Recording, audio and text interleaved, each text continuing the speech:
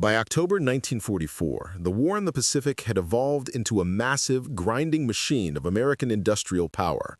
The United States Navy, which had been battered and humiliated at Pearl Harbor 3 years earlier, had returned with a vengeance.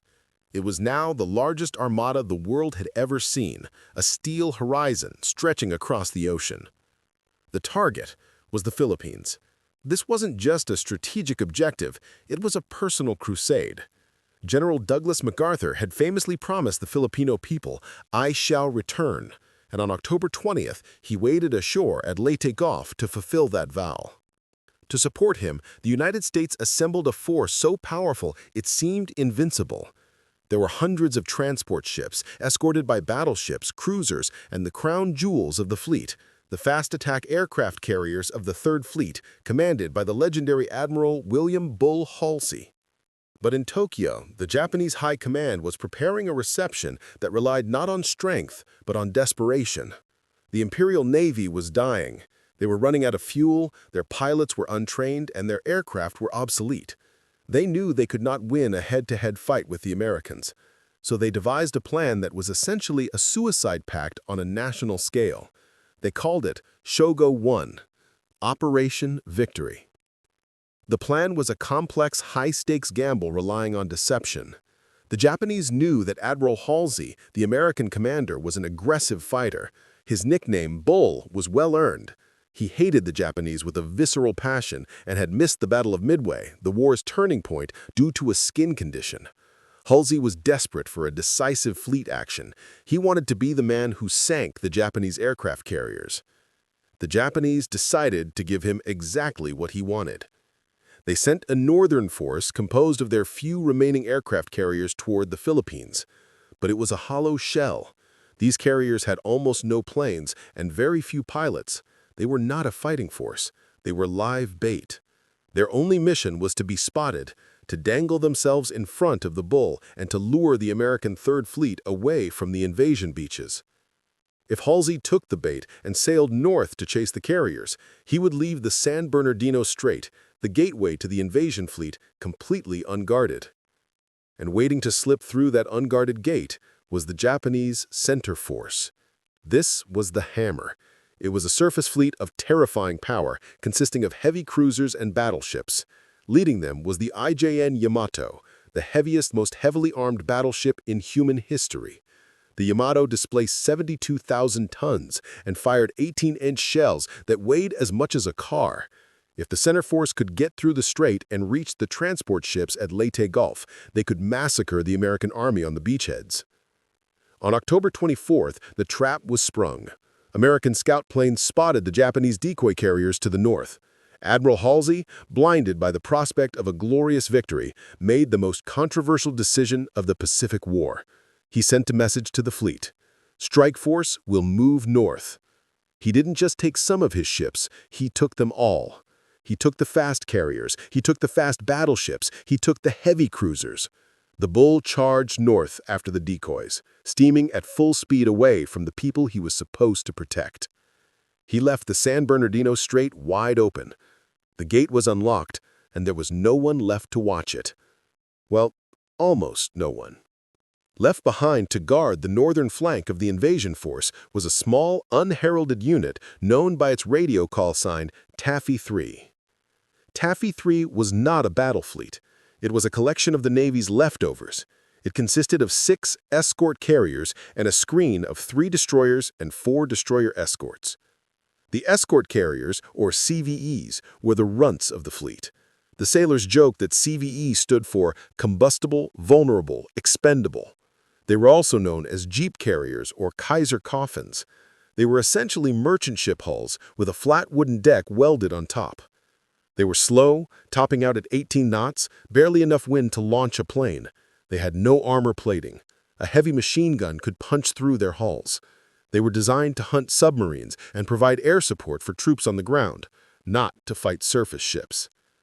Protecting these slow, wooden-deck tubs were the tin cans, the destroyers. And even smaller than them were the destroyer escorts, ships so small they felt like civilian yachts with guns bolted to the deck. The destroyer escort USS Samuel B, for instance, was slower than the carriers it was supposed to protect and carried only two 5-inch guns. On the morning of October 25th, the men of Taffy 3 were relaxed. They sat off the coast of Samar, drinking coffee and eating breakfast. They believed they were in the safest place in the Pacific. They assumed the mighty Third Fleet was just over the horizon to the north, guarding the gate. They assumed the war was miles away. Rear Admiral Clifton Ziggy Sprague, the commander of Taffy 3, was on the bridge of his flagship, the Fanshawe Bay. He was looking forward to a routine day of hunting submarines. He had no idea that Admiral Halsey was 300 miles away, chasing ghosts. He had no idea that the San Bernardino Strait was empty. And he certainly had no idea that emerging from the morning mist just 20 miles away was the entire center weight of the Imperial Japanese Navy. The bull had chased the Red Cape, and the Matador was about to stab the Spectator in the back. At 6:45 a.m. on October 25th, the sun was just beginning to burn off the morning squalls. Ensign Bill Brooks was flying a TBM Avenger on a routine anti-submarine patrol north of the task force. He was bored. He expected to see nothing but empty ocean, or perhaps the friendly silhouette of Admiral Halsey's Third Fleet returning from their chase. Instead, Brooks saw something that made his brain short-circuit. Breaking through the mist on the horizon was a forest of masts. These weren't the tripod masts of American ships. They were the distinctive towering pagoda superstructures of the Imperial Japanese Navy. And there wasn't just one. There were 4 battleships, 6 heavy cruisers, 2 light cruisers, and 11 destroyers. Brooks keyed his radio, his voice cracking with adrenaline. "I see a large enemy surface force, battleships and cruisers, heading 170. On the bridge of the flagship Fanshawe Bay, Admiral Ziggy Sprague heard the report and dismissed it. It was impossible. Intelligence had told him the Japanese fleet had retreated. He assumed the young pilot was panicked and had mistaken Halsey's own battleships for the enemy. Sprague got on the radio and demanded clarification. "Check your identification," he barked. The pilot's reply came back screaming through the static, a sentence that would become legendary in naval history. "I can see the pagoda masts. I see the biggest meatball flag on the biggest damn ship I ever saw." Sprague looked out toward the horizon. The mist parted, and his heart stopped. Rising out of the sea like a dark mountain was the IJN Yamato. It is difficult to overstate the terror of that sight. The Yamato was the ultimate predator of the ocean. It was armed with 9 18.1-inch guns, the largest naval artillery ever put to sea. Each shell weighed 3,200 pounds, roughly the weight of a mid-sized sedan. The Yamato could hurl these cars over 25 miles with pinpoint accuracy. Sprague looked at his own ships.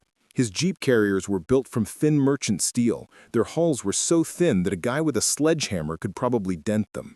They had no armor. Their single 5-inch gun was a pop gun compared to the monsters facing them. The math was horrifying.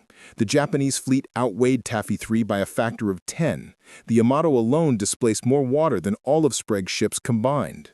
One turret on the Yamato weighed more than an entire American destroyer. But the real killer wasn't the weight. It was the speed. Sprague shouted for the engine rooms to give him everything they had. The boilers screamed, the ship shook, but the speedometer barely nudged past 17 knots. He looked back at the Japanese fleet. They were cutting through the waves at nearly 30 knots. It was a math problem with a fatal answer. The Japanese were faster, they would run Taffy 3 down in less than an hour. The Americans couldn't run, they couldn't hide, and they couldn't fight. At 6:58 a.m., the Japanese opened fire. The sound was like the cracking of the earth. On the horizon, bright flashes illuminated the gray sky. A minute later, the water around the tiny American carriers erupted. The Japanese used a terrifying technique for aiming. They used dye-colored shells. The Yamato fired pink shells, the Congo fired yellow, the Haruna fired green. They did this so they could spot their own splashes in the chaos. Suddenly, the ocean around Taffy 3 was churning with geysers of neon-colored water. It was a rainbow of death. The waterspouts rose 300 feet into the air, dwarfing the tiny American ships. The Yamato's first salvo landed just astern of the White Plains. The shock wave was so powerful, it physically lifted the entire aircraft carrier out of the water, blew out its electrical systems, and threw sailors across the deck like rag dolls. Admiral Sprague realized that standard naval tactics were useless. If he tried to run away in a straight line, the fast battleships would just chase him down and pick his ships off one by one. He had to buy time. He had to create chaos. He grabbed the radio and issued 2 orders. The first was to the carriers: launch all planes, get them off the deck immediately. He didn't care if they had bombs, torpedoes, or depth charges. He just needed the explosive aviation fuel off his decks before the shells hit. The second order was to his screen of destroyers and destroyer escorts, the tin cans. Make smoke. The small ships surged to the rear of the formation. They began burning oil in their stacks and dropping chemical smoke generators into the water. A thick, acrid wall of white and black chemical fog began to roll across the ocean, shielding the carriers from the Japanese gunners. But smoke only hides you. It doesn't stop the enemy. The Japanese radar-controlled guns were already locking on. The neon-colored geysers were getting closer. The range was closing. Sprague stood on the bridge watching the monsters get bigger in his binoculars. He knew that within 15 minutes his entire command would be underwater. He needed a miracle. Or he needed someone crazy enough to turn around and charge the bulls. Through the wall of chemical smoke and cordite, the American destroyers began their frantic zigzagging run to generate a screen. Their job was to hide the carriers, to act as a fog machine. The standard doctrine was simple: make smoke, stay hidden, and survive. But on the bridge of the USS Johnston, Commander Ernest E. Evans had a different interpretation of duty. Evans was a man cut from a different cloth. He was a Native American with Cherokee and Creek blood in his veins. At the commissioning of the Johnston, he had told his crew, "This is going to be a fighting ship. I intend to go in harm's way, and anyone who doesn't want to go along had better get off right now." Now facing the largest battleships on Earth, Evans made a decision that defied all logic, all survival instinct, and arguably direct orders. While the rest of the fleet turned east to run, Evans turned the Johnston west. He didn't wait for orders. He didn't ask for permission. He gave a command to his engine room that sent a shudder through the ship. Flank speed, left full rudder. The 2,000-ton destroyer heeled over and surged out of the protective smokescreen. It was a suicidal maneuver. The Johnston was charging, alone, into the teeth of 4 battleships, 8 cruisers, and 11 destroyers. It was 1 ship against 23. As the Johnston broke into the clear sunlight, every Japanese gunner in the fleet swiveled their turrets toward her. She became the focal point of the entire enemy armada. Geysers of water erupted around the tiny ship, towering over her mast. Evans stood on the fantail, calm and precise. He knew he couldn't survive a slugging match. His only hope, and the only hope for the carriers behind him, was to get close enough to use his torpedoes. But to do that, he had to cross 10 miles of open ocean under heavy fire. He fought the ship like a sniper. He ordered the helmsman to chase the salvos. When a Japanese shell splashed into the water, Evans would steer the Johnston directly toward the splash, betting that the Japanese gunners would correct their aim for the next shot, leaving the previous spot safe. It was a game of Russian roulette played at 30 knots. For 10 agonizing minutes, the Johnston bobbed and weaved through a hurricane of steel. She closed the distance: 18,000 yards, 14,000 yards, 10,000 yards. The Johnston's 5-inch guns were firing rapidly, desperate to distract the enemy. The shells sparked off the thick armor of the Japanese heavy cruiser Kumano like firecrackers thrown at a bank vault. They couldn't sink the cruiser with guns, but they could blind her. They smashed the bridge and set the superstructure on fire. At 10,000 yards, Evans saw his window. He shouted the order, "Fire torpedoes!" The Johnston unleashed a spread of 10 torpedoes. As soon as they were in the water, Evans spun the ship around and dove back into the smokescreen. The Japanese sailors on the Kumano, the flagship of the cruiser division, saw the wakes coming. They tried to turn, but it was too late. One of the torpedoes slammed into the cruiser's bow. The explosion was massive. It blew the entire front of the Japanese warship off, stopping her dead in the water. In the first round of David versus Goliath, David had just broken Goliath's nose. But the giant was not dead, and he was angry. As the Johnston tried to hide in the smoke, the battleship Congo found the range.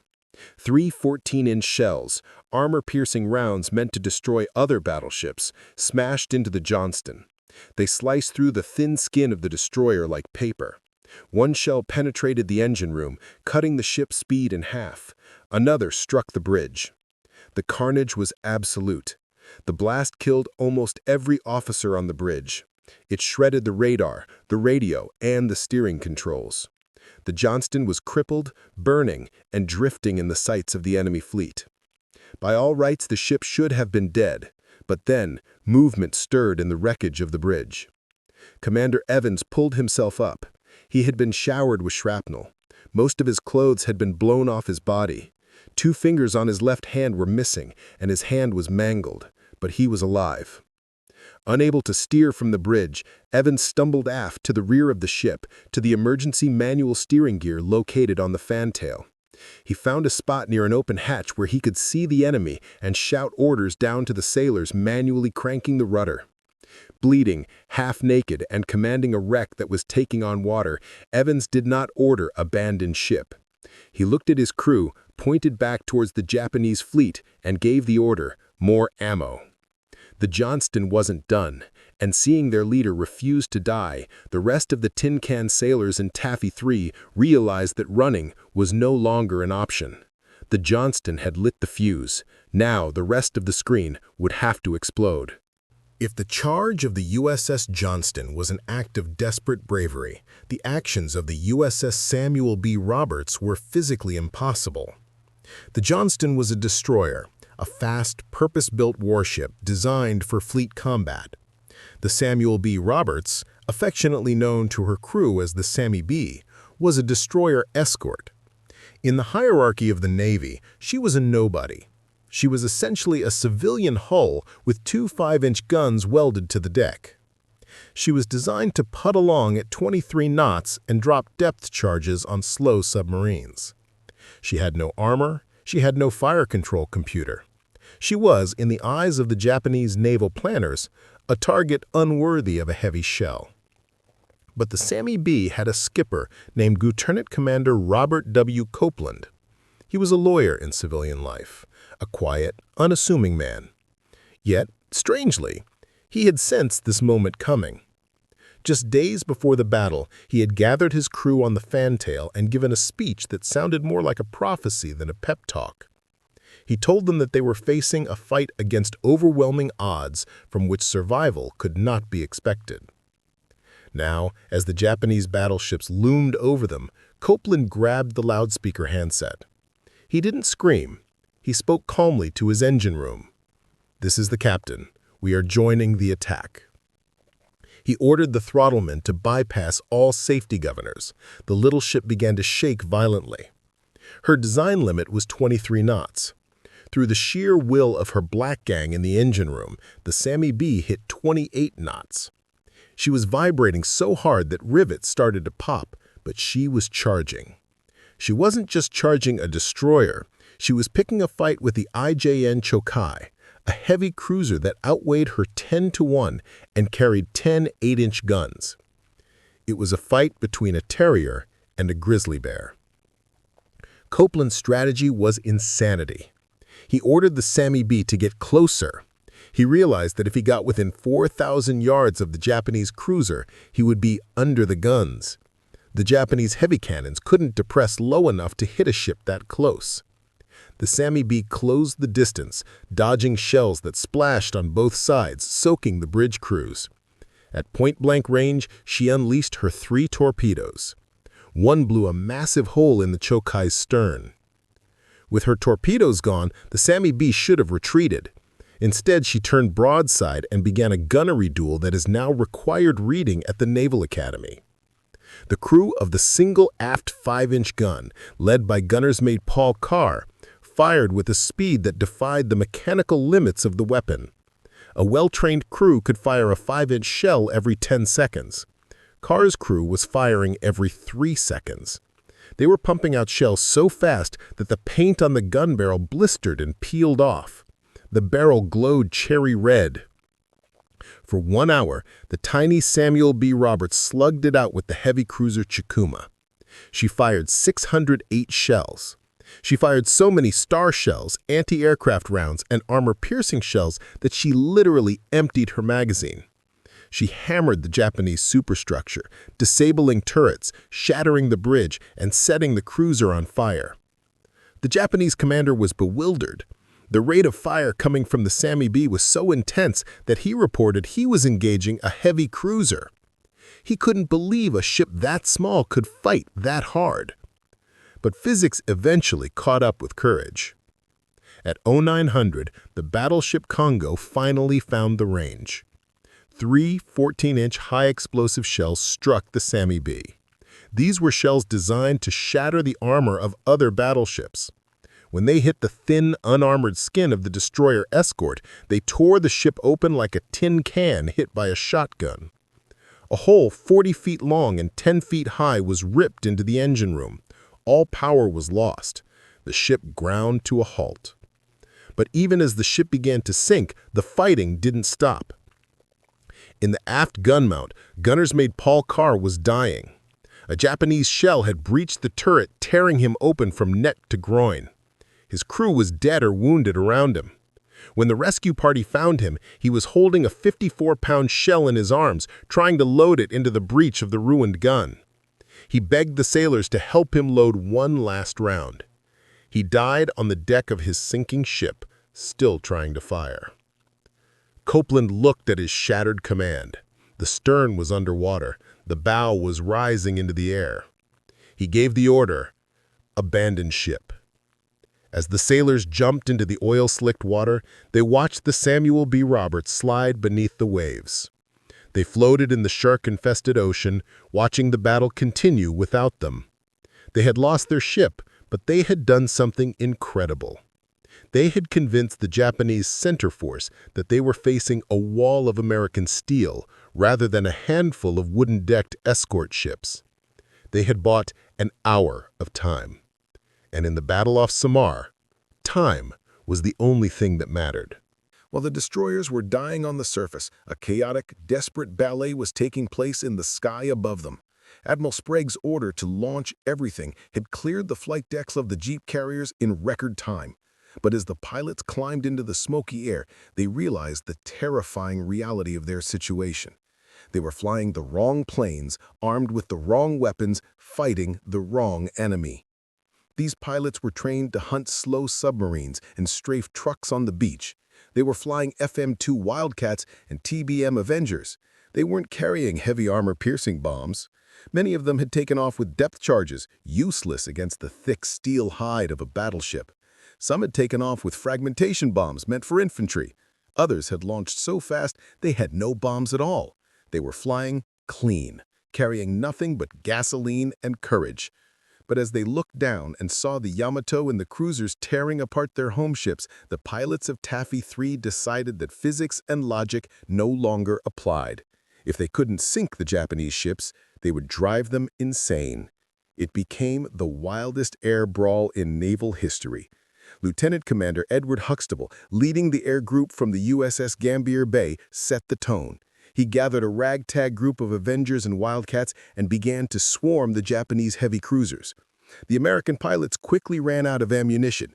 A .5 caliber machine gun empties in seconds of sustained fire, but when the guns clicked dry, the pilots didn't return to base. They didn't fly to the safety of the airfield at Leyte.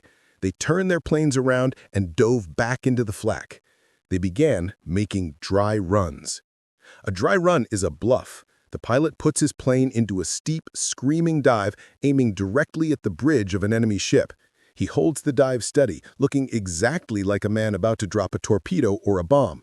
To the Japanese gunners and captains below, it was terrifying. They couldn't tell if the American plane coming at them was empty or carrying a 2,000-pound death sentence. They had to respect the threat. Every time a swarm of Wildcats buzzed a Japanese cruiser, the captain would have to order hard rudder to evade the phantom bombs. Every time a ship turned, it lost speed. Every time it zigzagged, it threw off the aim of its main guns. The pilots of Taffy 3 were effectively using their aircraft as sheepdogs, herding the massive Japanese wolves away from the carriers. The bravery was bordering on madness. One pilot, having expended all his ammunition and bombs, flew his Avenger inverted down the length of a Japanese cruiser, seemingly just to show his contempt. Another pilot, frustrated that his depth charges merely bounced off the side of a cruiser, opened his cockpit window and fired his .38 caliber service revolver at the ship's bridge. It was a gesture of pure, impotent rage.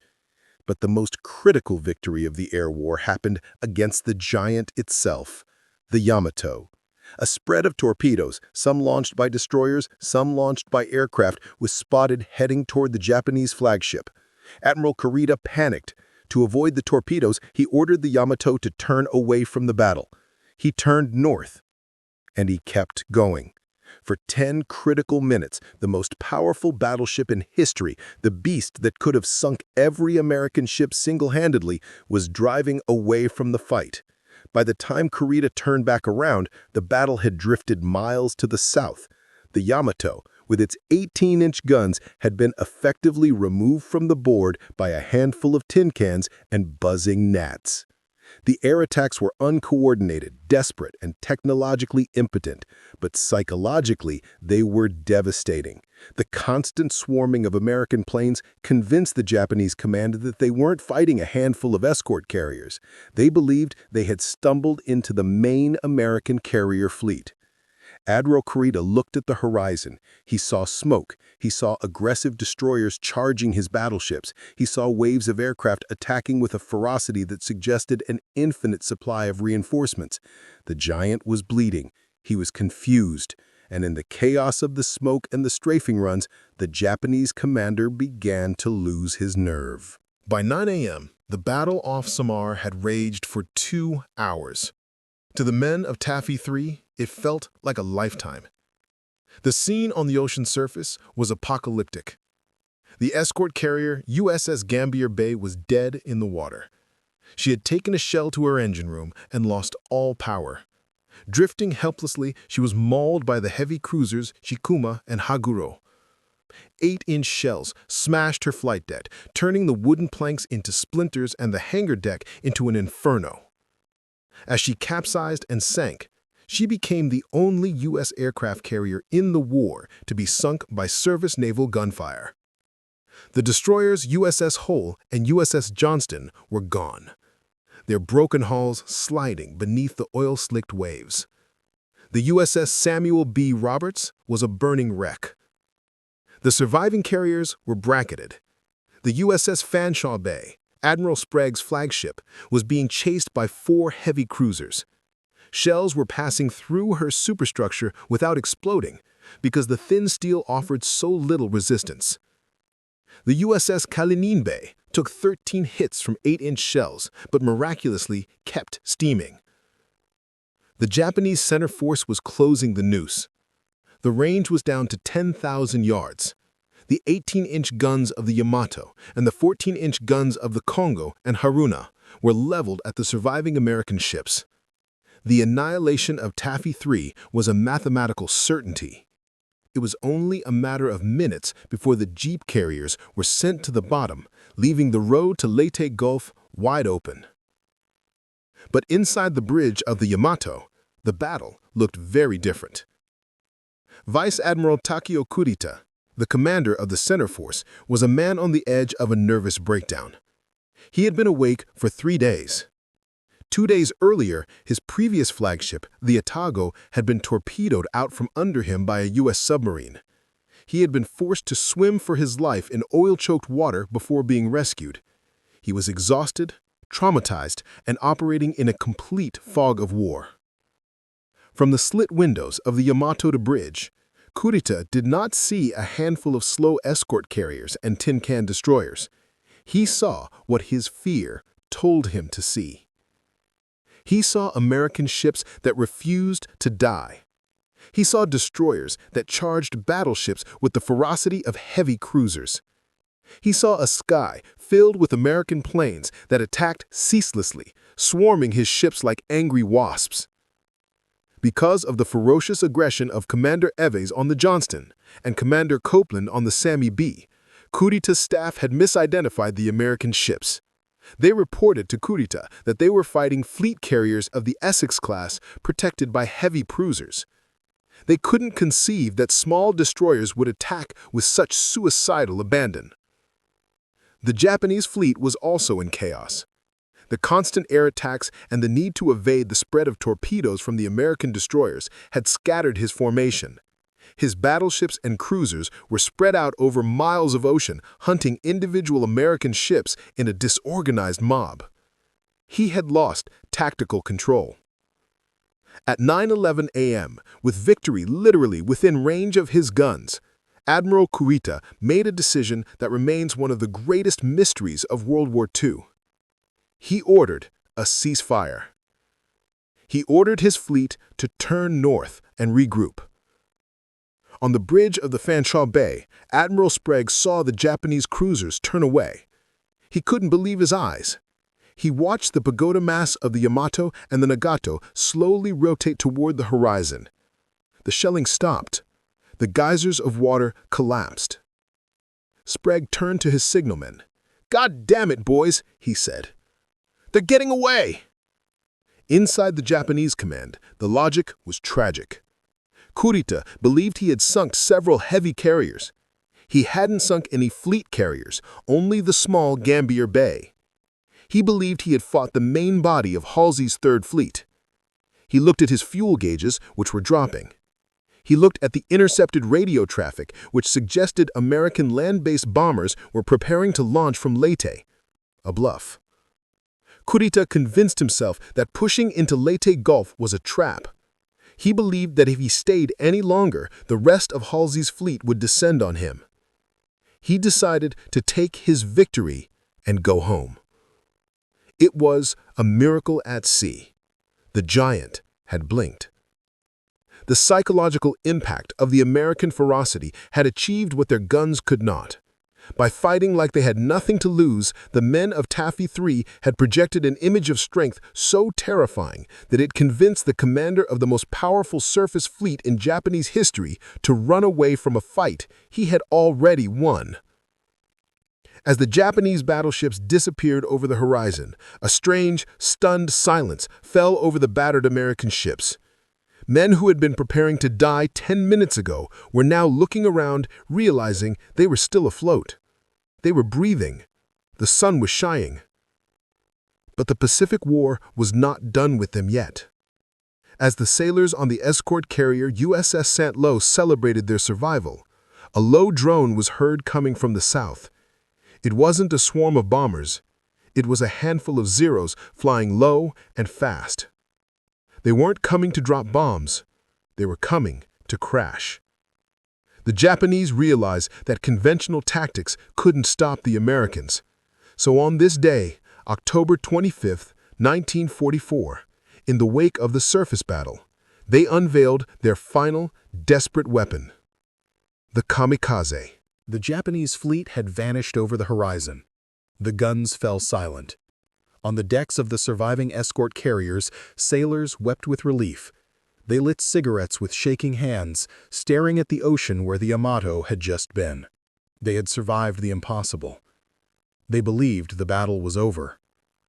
But the Japanese had one final card to play. At 10:50 a.m., the radar screens on Taffy 3 lit up again. A formation of Japanese Zeros was approaching low and fast from the south. The American anti-aircraft gunners, exhausted and running low on ammunition, spun their mounts. They expected a strafing run. They expected bombs. Instead, the lead Zero rolled over into a steep dive. It didn't drop a bomb. It kept coming. The gunners on the USS St. Louis poured fire into the plane. They saw pieces of the wing fly off. They saw smoke, but the plane didn't pull out. It slammed directly into the flight deck of the carrier. The explosion was catastrophic. The Zero punched through the wooden deck and detonated its bomb inside the hangar deck, right among the fueled and armed aircraft waiting below.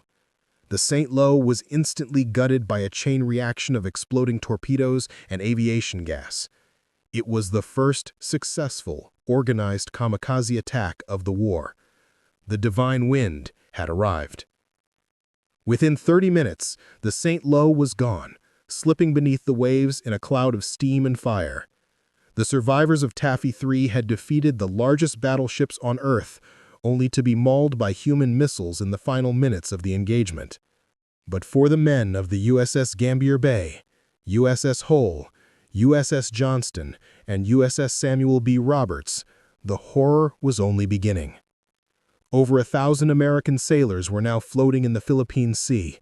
They were covered in thick, choking fuel oil that blinded them and burned their skin. They clung to life rafts, debris, and each other. They expected a quick rescue. After all, the U.S. Navy had thousands of ships in the area. But due to a tragic series of communication errors and the confusion of the battle, the rescue ships didn't come. Not immediately. For 2 days and 2 nights, the survivors drifted. They battled dehydration, exposure, and hallucinations. And then the sharks came. It was a nightmare that echoed the tragedy of the USS Indianapolis later in the war. Men would scream and be pulled under. Others, delirious from drinking salt water, would simply swim away to die. It wasn't until October 27th, nearly 50 hours after their ships went down, that landing craft finally appeared to pull the survivors from the water. When the final tally was made, the cost of the victory became clear. Taffy 3 had lost 2 escort carriers, 2 destroyers, and a destroyer escort. Over 1,500 Americans were killed, a toll comparable to the Battle of Savo Island. But what they had achieved was miraculous.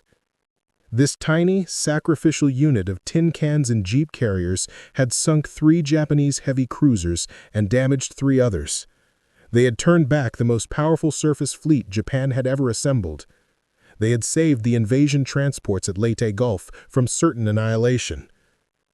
Admiral Halsey, arriving too late with his mighty Third Fleet, could only stare at the wreckage and wonder how they had done it. The battle off Samar remains a singularity in naval history. It was the only time a battleship task force was defeated by ships that weren't even supposed to be on the same ocean as them. It was a victory of pure, unadulterated grit. When the survivors of the USS Johnston were finally pulled from the water, a Japanese destroyer captain, passing by the wreckage earlier, was seen on the bridge of his ship. He didn't fire at the men in the water. Instead, he stood at attention and saluted. He recognized what the Americans had done. They had charged the bulls. They had run toward the sound of the guns. In the annals of the U.S. Navy, there is perhaps no epitaph more fitting than the one given to the crew of the Samuel B. Roberts.